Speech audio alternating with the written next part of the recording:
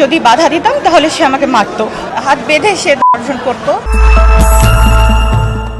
এক তরুণীকে দিনের পর দিন ধর্ষণের অভিযোগ উঠেছে চুয়াডাঙ্গার সহকারী জজ মোহাম্মদ দোলন হাসানের বিরুদ্ধে। ভুক্তভোগী জানান, হাত পা বেঁধে তাকে ধর্ষণ করা হতো, বাধা দিলে মারধরও করা হতো। এমন অভিযোগে মামলা দায়ের করা হলে আত্মসমর্পণ করে জামিন পান সেই জজ। যদি বাধা দিতাম তাহলে সে আমাকে মারতো, এমন ভাবে মারতো যে আমি অসুস্থ থাকতাম, রক্তাক্ত করে দিত আমাকে, হাত বেঁধে সে ধর্ষণ করতো। ঢাকার মেট্রোপলিটন ম্যাজিস্ট্রেট নাজমিন আক্তারের আদালতে দোলন হাসান আত্মসমর্পণ করে জামিনের আবেদন করেন। পরে দুপক্ষের আইনজীবীরা শুনানি করেন।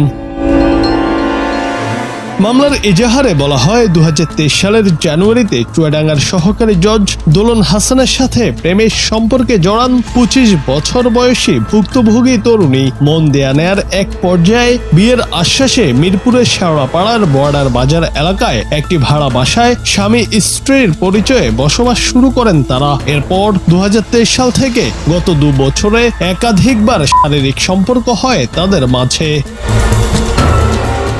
পরে বিয়ের জন্য চাপ দিলে চলতি বছরের 12 এপ্রিল থেকে তরুণীর সাথে যোগাযোগ বিচ্ছিন্ন করে বিচারক দোলন। কোনোভাবেই যোগাযোগ করতে না পেরে ঢাকার নারী ও শিশু নির্যাতন দমন ট্রাইব্যুনাল 8-এর দ্বারস্থ হন ভুক্তভোগী তরুণী। পরে মামলার এজাহার হিসেবে গণ্য করে মামলা গ্রহণ করেন আদালত।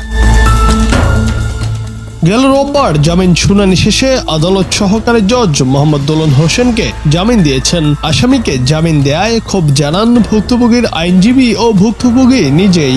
নির্মমভাবে ধর্ষণ করলো, নির্মমভাবে করলো এবং তার খারাপ ভিডিওগুলো তারা সে রেখে ব্ল্যাকমেল করে। News desk, Bangla TV.